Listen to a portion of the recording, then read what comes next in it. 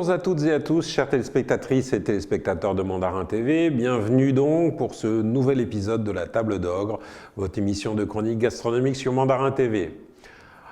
Il m'a semblé inutile de faire des chroniques sur le restaurant fermé. Cela aurait été plus que frustrant de vous mettre l'eau à la bouche et vous ne puissiez pas pousser la porte des établissements visés par mes chroniques. Donc cette nouvelle série d'émissions concerne l'Alsace, dont on espère qu'elle pourra vous accueillir au printemps.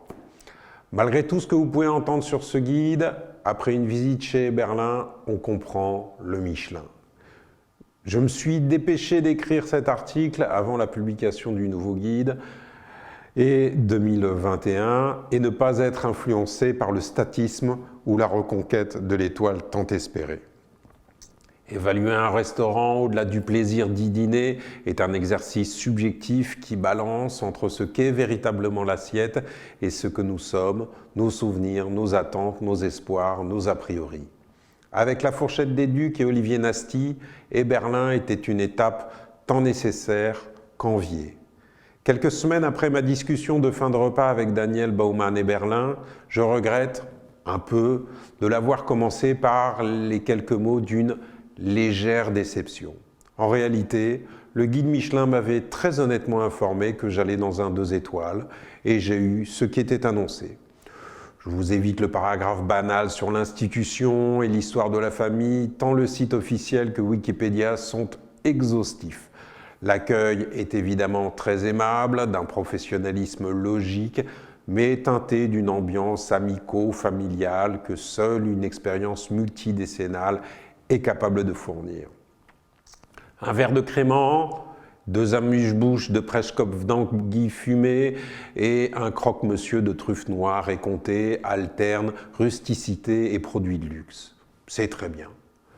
Passé le sas de stalagmites et stalactites de verre, ce sont 2 soucoupes volantes en plafonnier qui vous dominent dans une salle à la décoration moderne et impersonnelle. Plafond et murs beige-gris d'un neutre déprimant. Certains décorateurs n'ont toujours pas compris qu'à vouloir s'accommoder à tout le monde, eh bien à la fin, on ne plaît à personne. Pour commencer, on retrouve le même humble chevalier que chez Olivier Nasty, mais avec une présentation nettement moins sculpturale, accompagnée d'une émulsion au lard. C'est la compression de canard de chaland qui vous a dit que vous n'êtes pas dans un 3 étoiles. Même si le gouillé avec le foie gras, bon, mais pas renversant, et les trompettes de la mort, la présentation est bien trop rustique. On aurait pu faire de fines lamelles, style carpaccio par exemple. Le chromesquite confit de cuisse de canard avec le chutney aux figues est complètement raté, bien trop sec. On remonte un petit peu la pente avec le filet de bar poêlé, ravioles de potiron et sabayon au potimarron. Éclat de noisettes du Piémont. Pour ces dernières, annoncées, on a surtout beaucoup de châtaignes et assez peu de noisettes du Piémont. La raviole est farineuse, mais très bonne cuisson du bar, c'est le principal, malgré l'apparence de la photo qui pourrait faire craindre une légère surcuisson. Le plat le meilleur est sans doute le fond de homard, betterave, graines de courge, wasabi et pain de mie au wasabi. Nous avons bien évidemment un vrai wasabi et non pas le réfort classique teint en verre que vous trouverez avec vos achats de sushi en livraison. Mais la désillusion est au coin de la rue avec le filet de chevreuil et sa galette de pommes de terre et cèpes. Si le produit est globalement bon, la verdure qui l'accompagne est indigne d'un 3 étoiles et même 2 étoiles. La ciboulette est grossièrement et irrégulièrement hachée et certaines feuilles de cerfeuil sont talées, vieillies.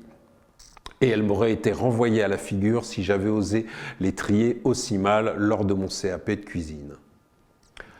Mais c'est avec les desserts aussi que l'on touche le fond. C'est un poste qui semble totalement oublié avec tant des recettes qu'une présentation hors d'âge. Et je suis plutôt du style réactionnaire en général. Ni la tarte d'atin revisitée, caramel déglacé au cidre, ni le bavarois à la vanille compoté de coin, ni le sorbet pommes vertes et chips ne sont dignes d'un restaurant de ce standing et même pas d'un établissement simplement étoilé. Même les mignardises sont loin d'être parfaites. Le pairing des vins est lui aussi assez banal. On attendrait un peu plus de recherche de la part du sommelier.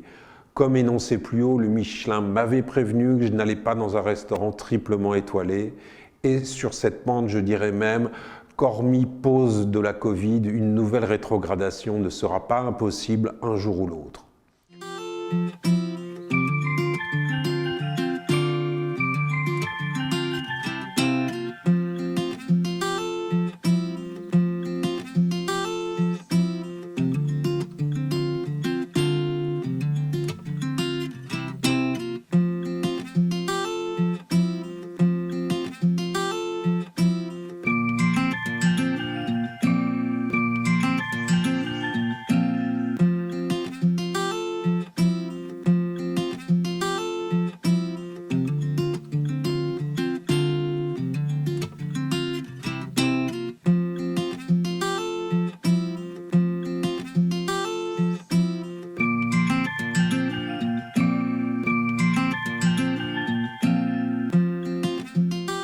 Voilà donc pour ce restaurant de cette série d'émissions de chroniques gastronomiques de la Table d'Ogre sur Mandarin TV que j'ai effectué en Alsace.